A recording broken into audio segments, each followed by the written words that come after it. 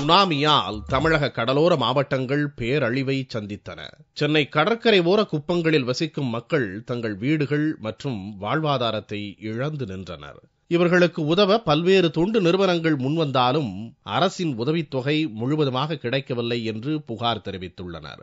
இதனால் பாதிக்கப்பட்டவர்கள் திருவல்லிக்கேணி வட்டாட்சியர் அலுவலகம் முன் சாலையில் அமர்ந்து சமையல் செய்து போராட்டம் நடத்தினர்.